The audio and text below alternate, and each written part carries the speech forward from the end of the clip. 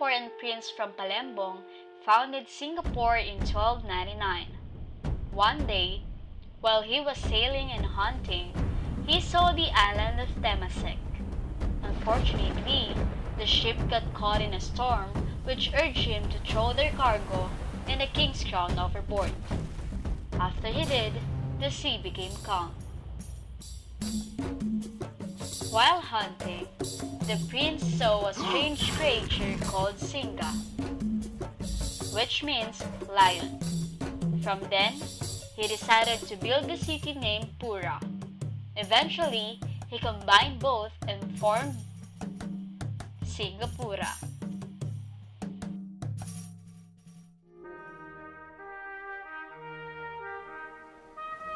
1819, Sir Stamford Raffles of British East India Company establishing trading post on Singapore Island.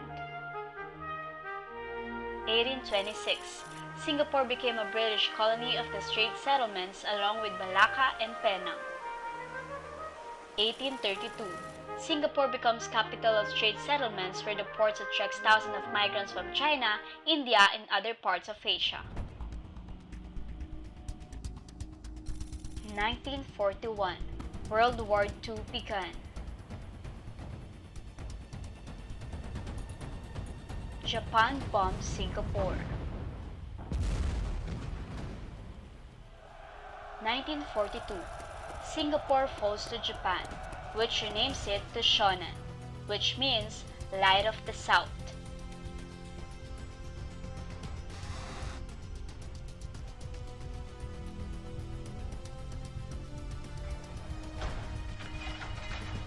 1945, Singapore became under British military administration.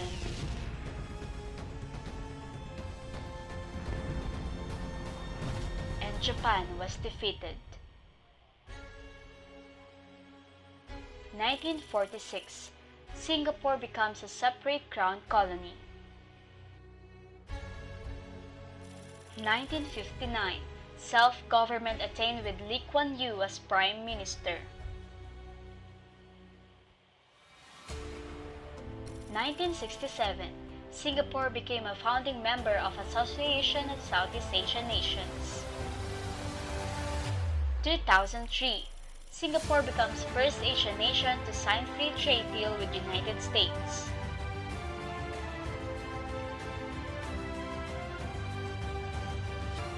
And in 2019, Singapore celebrates the 200th anniversary of the foundation of modern Singapore by Stamford Raffles.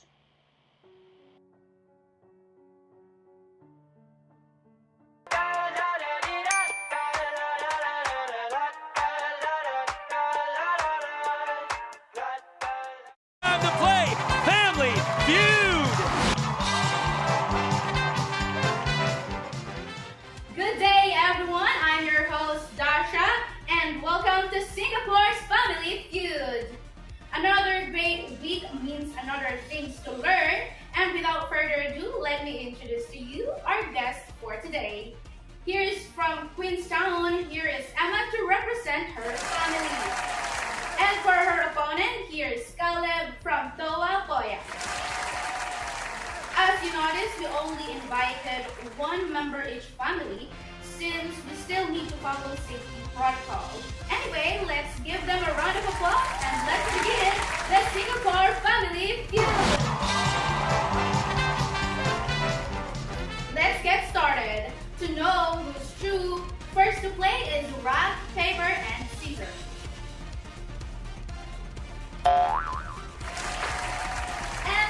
And the winner is Caleb, and since you lose the rock, paper, and scissors, you'll be the first one to answer my question. Are you ready? Yes, I'm ready. Let's get started. State 10 popular customs and traditions that Singaporeans practice until today. Take off your shoes before entering someone's house. Let us see if it's correct. Singapore says correct. You've got 8 points. While meeting a Singaporean formally or informally, make sure to shake hands firmly with all, even when departing. A slight bow while shaking hands is considered respectful. Next state 10 popular customs and traditions that Singaporeans practice until today. Go. Pinpointing someone is prohibited. Okay, let's see if it's correct. Singapore says correct. You've got 9 points. Make sure never to pinpoint someone or something with a finger. Just raise your hand for an indication. Next, state again 10 popular customs and traditions that Singapore's practice until today. Go. Tipping is allowed in Singapore. Let's see if the answer is correct. Singapore says wrong. That's not included. However, you still gain 17 points. Since player Emma missed the 3rd try, player Caleb, you now have the chance. Again, state 10 popular customs and traditions that Singapore practice until today. Go.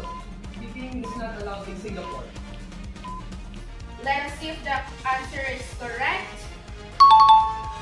Correct. Tipping is not customary in Singapore.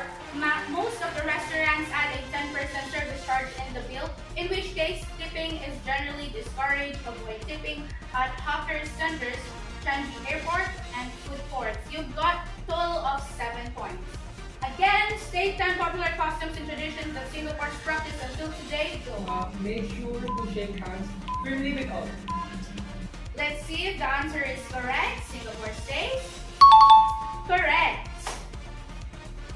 While meeting in Singapore informally, make sure to shake hands firmly with all, even when departing. A slight bow while shaking hands is considered respectful. You've got a total of 17 points. Again, state 10 popular customs and traditions that Singaporeans practice until today. Go. Food to be offered during funeral service must be vegetarian friendly only. Let us see if the answer is correct. Singaporean says correct. Since Singaporeans have this belief during funeral service signifies that whether spirit or human, both are equal beings. Again, state 10 popular customs and traditions that Singaporeans practice until today. Go. Gender discrimination is a legal offense. Let us see if the answer is correct. Singaporean says correct. You've got 5 points. Gender discrimination is a legal offense in Singapore and thus take care not to disrespect anyone. Okay, next. Oops, time's up and we still have 5 more blanks to be filled. Nevertheless, you got 28 points. Okay, let us see the remaining answers on the board. Red string in funeral service. The red string for visitors on auspicious practice during funeral service. Waits for it to come naturally but must remove it before entering home. Next, it is 1 point. And next is the putting torchy inside the casket. It is 4 points. This ritual during funeral service is done by placing items inside the casket such as the incense and torchy or the safe money to be used by the deceased on his or her journey to the other world. Next is for 3 points, it's placing pearl in the mouth of corpse. Aside from pearls, human can also put jade to the deceased. This act signifies that the deceased can be born again with a better life.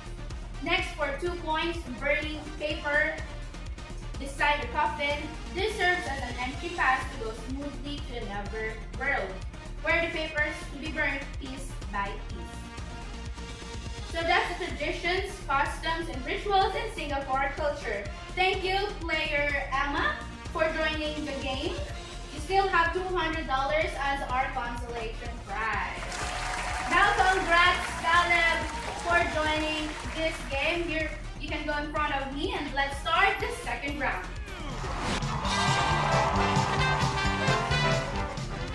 So the mechanics here is quite similar from the previous round, but in which blank must be filled with correct answers. But this time you must answer 5 questions for 20 seconds only. Are you ready? Yes, I'm ready. Let's go. State a candy that can't bring in Singapore without doctor's prescription. Chewing gum. This that you cannot do in Singapore in public places. Urinating. A offense in Singapore that can't be done in the road? Littering. Okay. Part of the body that is considered sacred by many, so do not touch it. Head. For Singaporean, it is not a waste of time and a hassle. Queuing. Okay. So let's see the answers on the board if it is correct. State the candy that can't bring into Singapore without a doctor's prescription. Your answer is chewing gum. Let's see if it's correct. Correct. Next, things that you cannot do in Singapore in public places. Your answer is urinating. Let's see if it's correct. Great. A general offense in Singapore that can't be done on the road. Your answer is littering. Let's see if it's correct. Well done. Next, part of the body that is considered sacred by many, so do not touch it. Your answer is head. Let's see if it's correct. Nice. And for Singaporeans, it is not much of a waste of time and a hassle. Your answer is queuing. Let's see if it's correct. Alright. So you got perfect 5 points. Congratulations, and you'll bring $1,000. Thank you very much to our dear contestants who share their knowledge about Singapore. Once again, I'm your host, Darsha. See you tomorrow for another mind game. And always remember, as long as knowledge is shared, it is powerful.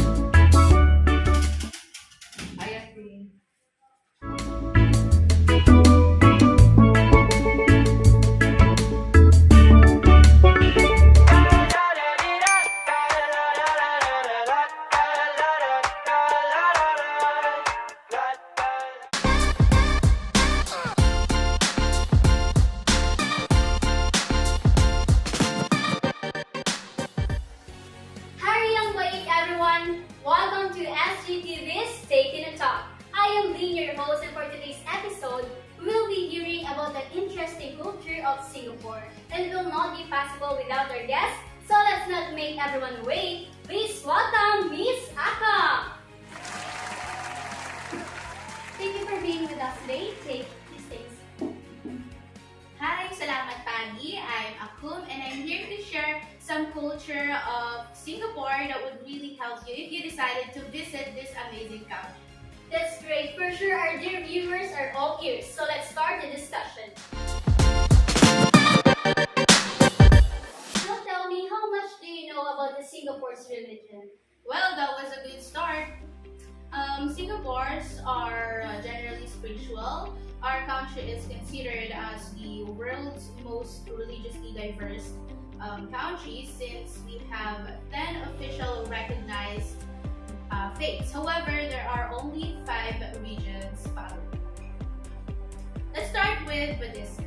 That covers approximately 30.2% of the population. Buddhism is divided into 3 major branches, which are Theravada, but was brought by Thais.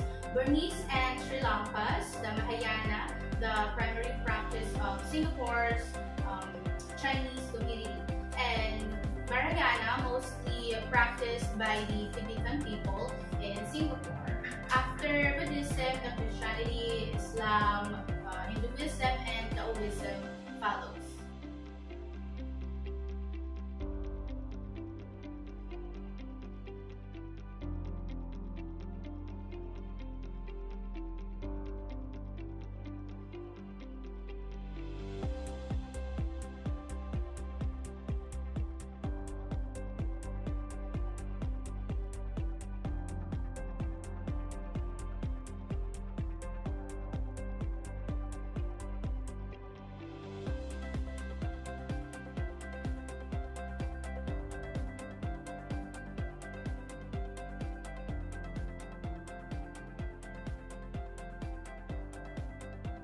I believe that those five main religions didn't cover the 100% of the population.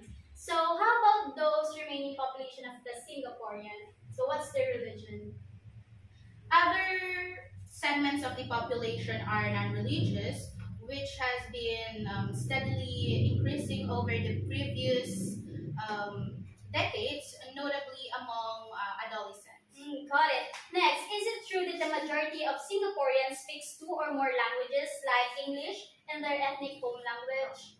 Yes, indeed, because Singapore has the bilingual education policy.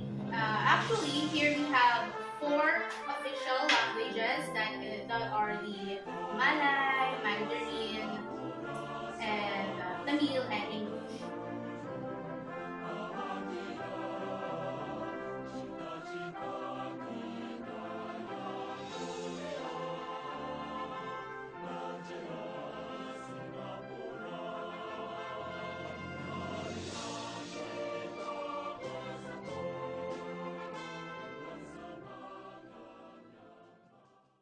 Can you please give us an example on how these various languages are used in your country? Or just give specific words and then translate it to your languages? Of course. Well, in Malay, if you want to say good afternoon, it is says like Selamat Tangi Hari. Salamat Tangi Hari. That's right. That's right. And in Mandarin, it is Shao Hao. Shao Hao. Right. While in Tamil, it's Madaya Banakum. Madaya Banakum. Madaya Banakum. Yes. Madaya Banakum. Right. And in English, good afternoon is just kidding. Wow, I can imagine I learned 3 words on how to pronounce good afternoon here in Taking a Talk. Thank you for that, Miss Apple. And to continue and to spice things up, I have here a set of pictures that depicts the different greetings that are usually done by Singaporeans. So let's take in the first picture. Let's see the first picture. As you can see, it's the man greeting man. So how does it work? How does it do this? Chinese are at ease with a gentle handshake, which is occasionally followed by a touch on the arm. Malay males will employ a handshake as well as the salam alaikum, or it is peace be upon you, with a modest bow. The handshake and the namaste are both used by Indian males. The most popular type of greeting is a handshake. They are typically moderate and short in duration. How about the second picture? It's a woman greeting woman. Chinese ladies are content with a brief handshake or a nod of acknowledgement. Malay women will use the handshake, although a simple salam or head bow will be sufficient most of the time. The handshake and the namaste are both used by Indian women. How about this third picture? It is a greeting between man and woman. While handshakes are a frequent form of welcome, a simple nod or small bow will suffice most of the time. Wait for the ladies to make the first move with all 3 ethnicities. The vast majority of Muslim men and women do not touch in that way. Wow, this fourth picture is really interesting. The elderly or person with the most status is introduced first. In short, bowing and handshake is the way how Singaporeans greet, right? Yes. So I'm just coming to you for a minute to give me and the viewers a lot of information about Singaporean culture. And I know there's still a lot to learn. But before we continue, let's have a short break. So sit back and relax. Taking a talk on SGTV. We'll be right back. Did you know that people in Singapore tend to reduce their words in order to be concise and straightforward in a conversation? They are unable to understand someone who speaks for an extended period of time. For example, let's see how it goes become see how. Next is so how does it work? So how. And the third is are you out of your mind? Don't be stupid becomes your head. And lastly, I want to ask you something become as you are. To continue, you should also know the differences between la, lor, le, me. All of these are the discourse particles that appear at the conclusion of sentences. Each one serves a particular function, and it is determined by tone, grammar, and context. Here, la has a sense of exasperation but can also be used as finality. While le is used to show uncertainty, a little more doubtful compared to la. Lor is used to express acceptance or resignation. How about me? Me is used with a rhetorical question to serve disbelief without actually being shocked or surprised. La, le, lor, me.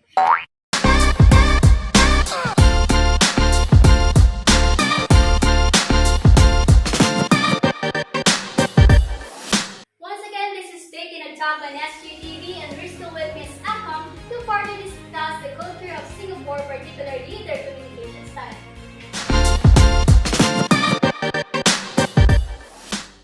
Singaporeans are more on nonverbal communication, wherein we frequently trust on nonverbal communication than spoken cues. Like, we rely on facial expressions, tone of voice, and posture to determine how others are feeling. We imply a point rather than making a straightforward declaration, since doing so may lead the other person to lose face.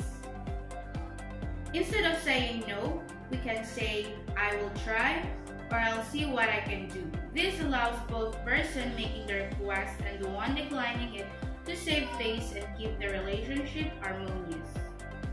Pausing before answering a question implies that we have given the question significant thought and having carefully evaluated their response. Moreover, using your entire hand to point is more respectful than using your finger and avoiding physical contact, since they do not like being touched. However, exceptions are applicable in particular instances, such as buses or trains. And finally, self-control and emotional moderation are highly prized in Singapore. As a result, when presented with an argument, one should not communicate all of one's thoughts and feelings. Upon hearing those non-communication styles of Singaporean, I came to realize that we should be extra careful when we about to visit Singapore. Thank you for that, Ms. Akam, for deeper understanding of the Singaporean culture. Well, it's time to wrap up the show. Thank you, viewers, and thank you once again, Ms. Akam, for lending us your time. Remember, every good conversation starts with good listening. See you again tomorrow and join us for another culture episode. This is your host, Lynn. Salamat Tengahari.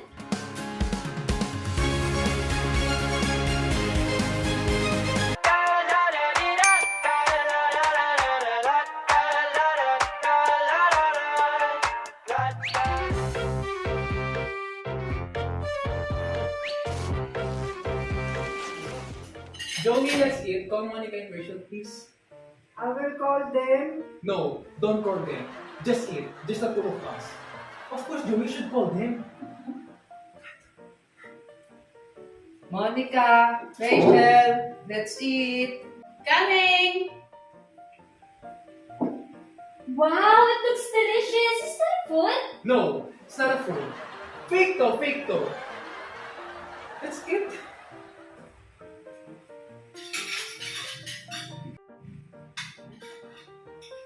So how's school, everyone? I'm so stressful, but I can handle this. I'm a strong, independent woman. Me too. Sobrang hirap ng semester, di ba? Ba't wala naman tayo to school to yung test natin, di ba? Oh, yeah, that's good to know. Why masarap yung soup? Joey, can you give me the porcelain spoon? I will give you the porcelain spoon. No, yung pagkain mo na lang ibigay mo, tapos umuwi ka na lang.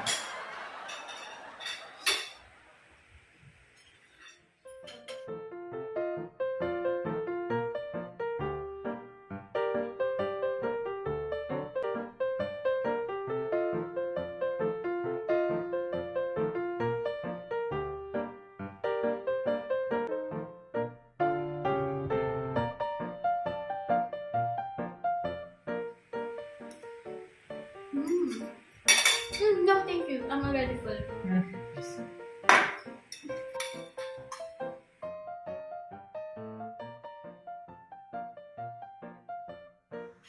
It was a great day with you guys, and thank you for the food answer. Always welcome, Rachel. So you will go home, guys? Hindi. They will stay here for the rest of her life. Hiyang-hiya naman ako sa'yo, no?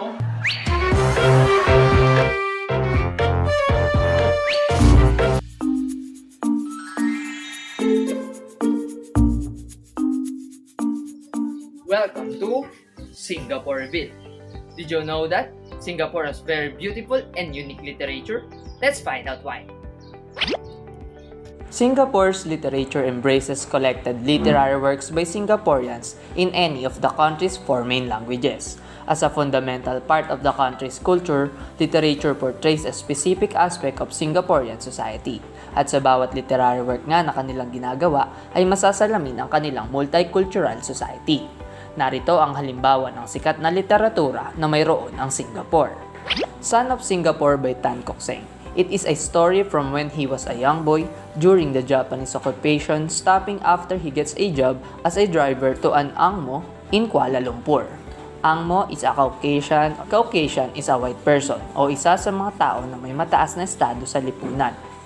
Set against Singapore push towards self-governance, Tan's engaging autobiography reflects the pioneering spirit of the times. Son of Singapore sensitively captures fast disappearing places, people, and everyday ways of living. That's it for Singaporean literature. Again, I am Christian, and always remember that selagi ilmo di kongsi, iya berkuasa. Balitang Ina! Good evening, Momshi Jones.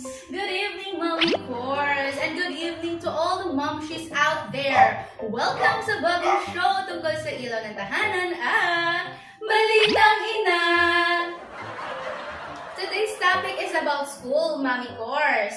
We know that moms like us should be aware of the school of our children. Right, Mommy Course? Indeed, Momshi Jones. That's why let us not waste the time. Here's the Balitang Inang headline. Reasons why Singapore's school system is the best worldwide. So our guest for today is a teacher and also a mother. Let us all welcome Momshi Zion. Hi! Welcome to Balitang Ina. Good evening, Mommy Zion. And how are you as a mother in school and a mother of two children? Well, every day I'm busy but I'm dedicated at my work and I love being a mother to my two lovely daughters. Great! I love that you are dedicated not just as a school teacher but also as a mother. So, Mommy Zion, as a teacher, can you tell us why the Singapore school system is the best worldwide? Okay, number one, education is a priority in economic development. Post-independence from British, Singapore has surpassed some of the wealthiest countries in Europe and North America to be a world leader in education. This was possible because the state views education as an ecosystem, meaning that for the ecosystem to thrive, the school system should be at the forefront and vice versa. Thus, for a reform to be effective, the whole system from top to bottom must be reformed so that people can respond to the changes as well. Second, curriculum focused on teaching specific subjects and problem-solving skills. Singapore's school system encouraged project work and creative thinking. As a result, classes focus on equipping students with a particular problem-solving skills and knowledge in specific subjects. The goal of the curriculum to provide students with practical knowledge and skills that will help to solve challenges in the real world. That was informative, and we got another information from our co-momshi, and we will continue that and more of it from Mommy Zion after the short break. Here on Balitang Ina!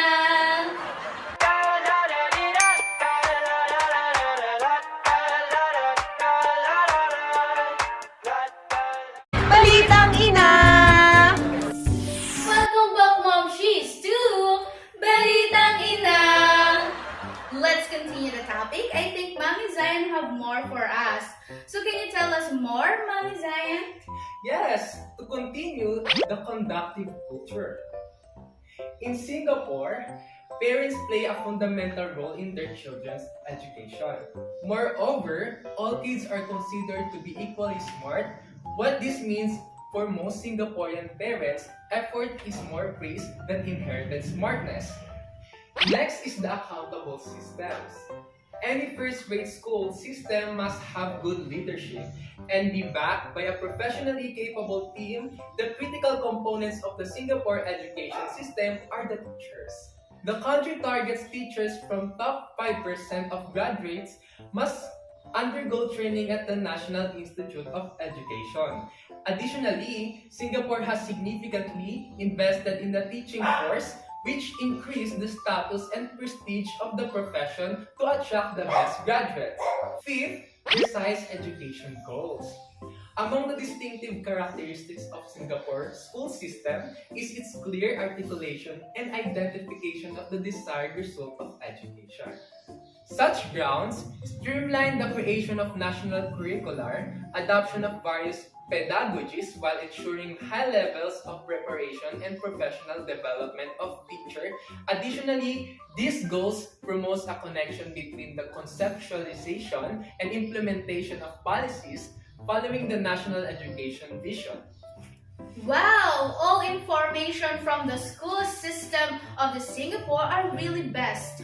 No wonder why Singapore's education is best worldwide. Right, Mami Course? Yes, Mom Jones. Singapore's education system is the best. Thank you, Mommy Zion, for visiting us and sharing information to the mothers watching us tonight.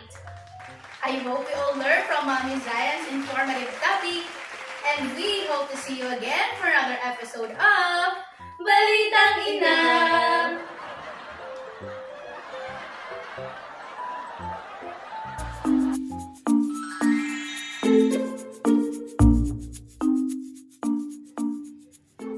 Welcome back to Singaporeville.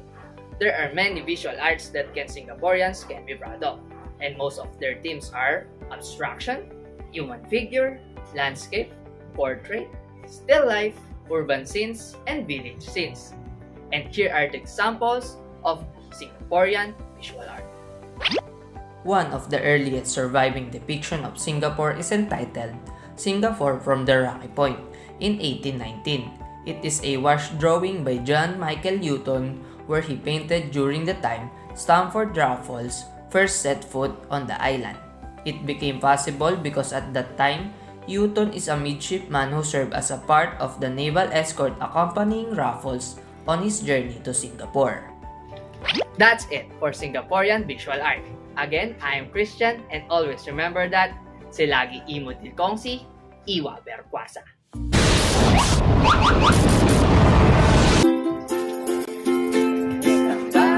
Tambay sa looban, tayo ay umupo sa upuan, at ating naman pag-usapan ang sa gobyerno na. Singapore?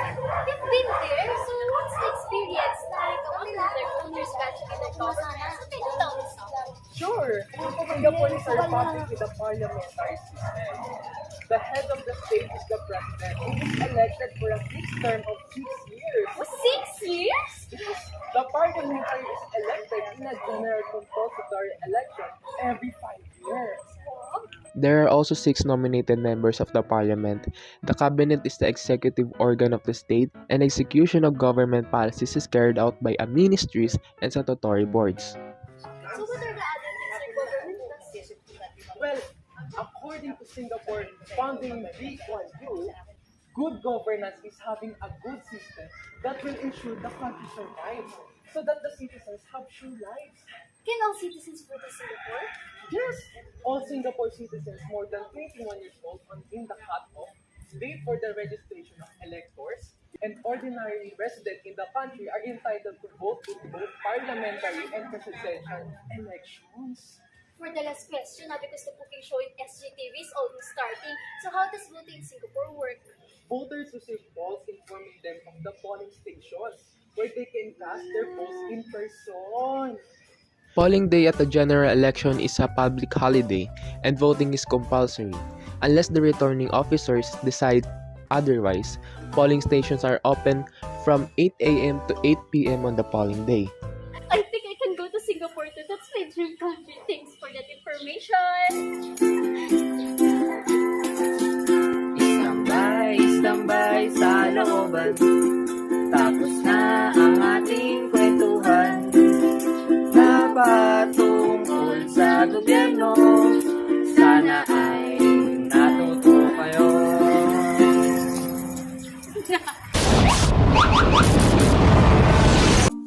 Welcome back to Singapore Revealed. Like in other countries, Singapore also celebrates its own festival with feasts, performances, and colorful lights. And today, we'll focus on the most famous festival in Singapore, which is Deepavali, or also known as the Festival of Lights. Deepavali, or the Festival of Lights, is the most important festival in Hindu calendar and the most significant festival for Indian community in Singapore. Deepavali usually falls in the month of October or November. Diwali is celebrated to mark the triumph of good or evil. Thousands of Hindu families in the city decorates their abodes and workplace with beacons of lights, exchange gifts, share feasts, and perform puja or prayers to Goddess Lakshmi and Lord Ganesha. That's all for the Singaporean festival. Again, I am Christian, and always remember that selagi ilmu dikongsi, iya berkuasa.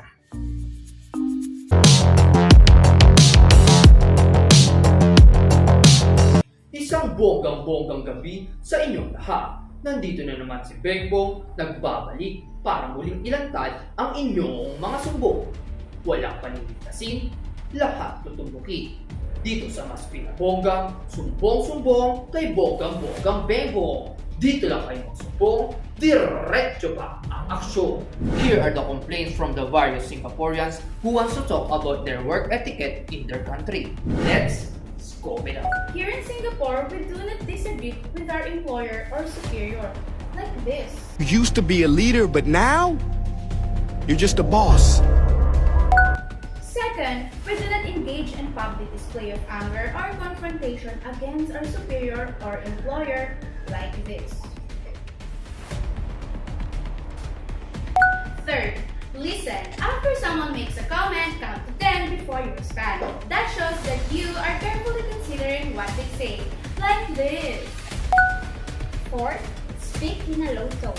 Communication between the people of Singapore are very measured. Avoid raising your voice. A calm tone of voice will command much more respect. Be genuine. If you compliment a person here in Singapore, it is better to address their accomplishment instead of their appearance. Kaya kung may gusto kayo itira, ipagbigay alam nyo lang dito sa Sumbong-Sumbong kay Bonggang-Bonggang Bengbong. Dito na kayo magsumbong, diretso pa ang aksyon.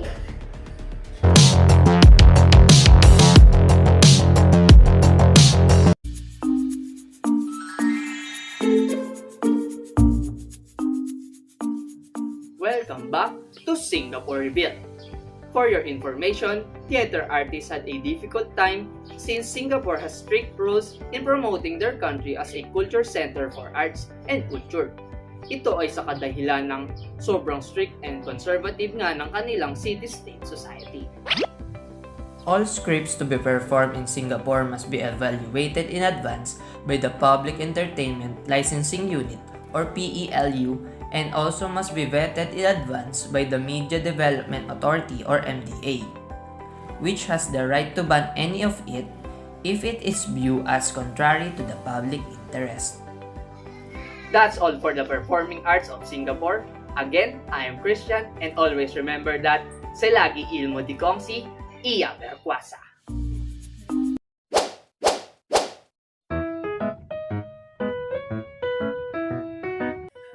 Singapore's population enjoys one of the highest levels of health and nutrition in Asia. The country is also renowned for its world-class health infrastructure, technological advancement in the healthcare industry, expert doctors and specialists. The healthcare environment is clean, efficient, and safe, Singapore has adopted a public-private partnership in healthcare financing.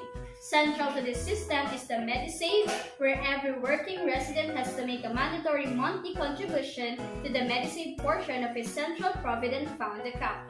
This can be used for payment of medical expenses.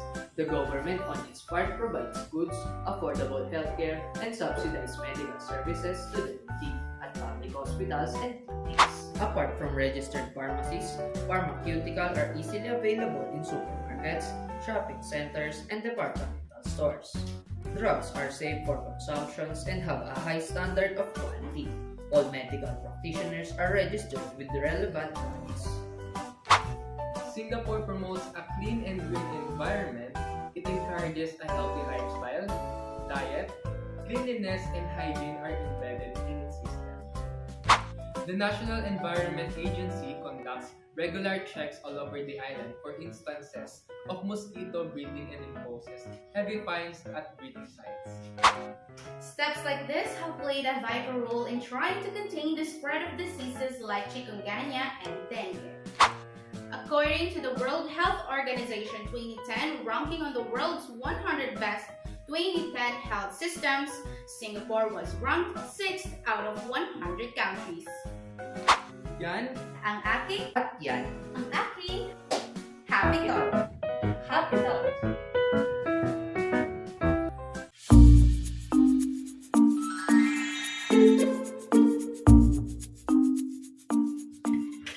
welcome back to Singapore Bill. For the last Singapore Bill, I will introduce you to the crops that Singaporeans make and sell to generate money. At itong mga crops nga na ito ay talaga namang kahanga-hanga, kalidad, at higit sa lahat ay maipagmamalaki. First is Peranakan shoe beading. It is just traditionally synonymous with elegance, status, virtue, and a reflection of the hand beading skills of young Nyonya girls. The kasut manik or beaded shoes was the quintessential item to finish off a sarong kebaya. Second is cheongsam making. It is also known as kipao, a form-fitting dress that was a common sight in Chinese cities, from everyday wear between the 1920s to 50s to that worn only on special occasions. The cheongsam eventually declined following the popularization of Western ready-to-wear garments. Lastly, the pottery or ceramic art is one of the most ancient art forms in the world, but it has been regaining popularity over the last few years, especially in major cities like Singapore. That's all for the Singaporeans' wonderful crops. Again, I am Christian, and always remember that selagi ilmu dikongsi, iya berkuasa.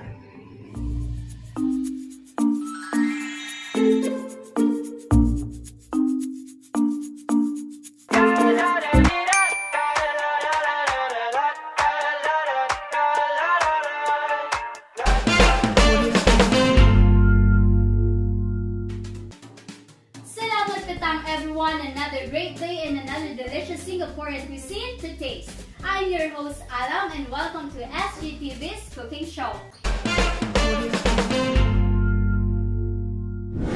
Here's our guest who's going to make one of the most famous desserts in Singapore.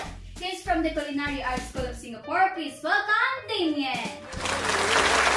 Hello, good day. I am Damon and I'm going to make ice kacang Singapore dessert. Wow, that's interesting. So Damien, before we start, in your opinion, what makes ice kacang become one of the most famous desserts in Singapore? Well, ice kacang is a thirst-quenching concoction made of shaved ice, bread, beans, jelly, and sweet syrup. What makes it famous is because it is mixed with popular toppings including sweet corn, peanuts, evaporated or condensed milk, and gula melaka syrup. Wow, sounds so refreshing and flavorful. I'm so excited to taste that. Alright, so here's Damien to share his knowledge on how to make ice kacang. So, on the table, ingredients are served. We have grass jelly, gula melaka syrup, condensed milk, and of course, the crushed ice. I'm going to show you the easy step-by-step process on how to make ice kacang. Anyway, we use plastic gloves for hygiene, of course.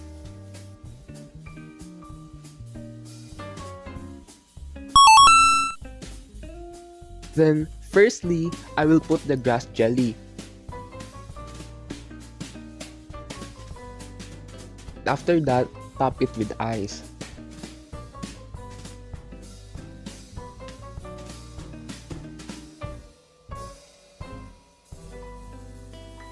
Now it's time to fill the ice with syrups to each side to add flavor and somehow become colorful. So we have a green Yula Melaka here.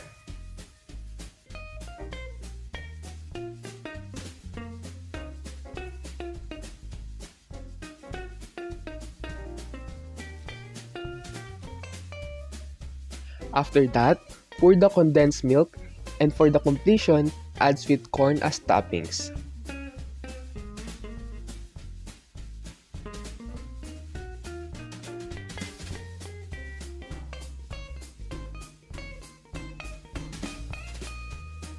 So this is how you make a sweet, refreshing iced kachang.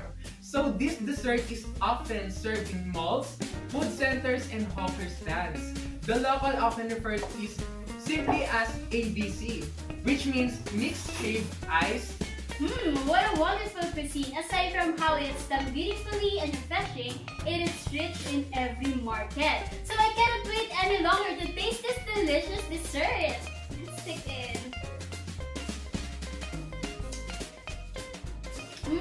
So good. First of all, the appearance is awesome. It looks flavorful and the texture is so fine and delectable. The flavor is lovely. Each ingredient is tasty and sweet. Overall, it is 10 out of 10.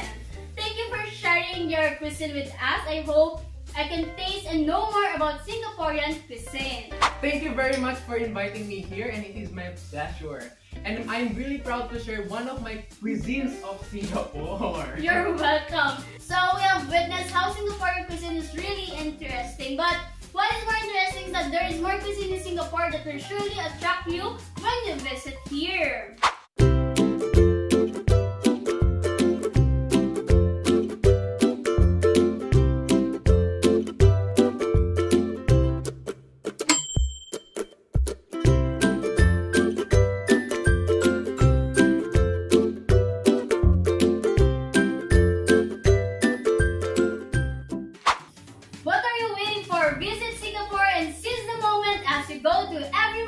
And restaurant. To end this, I would like to thank our viewers and our guest, Damien, for the time you spent with us. Once again, I'm your host, Alam. Salamat, Petang!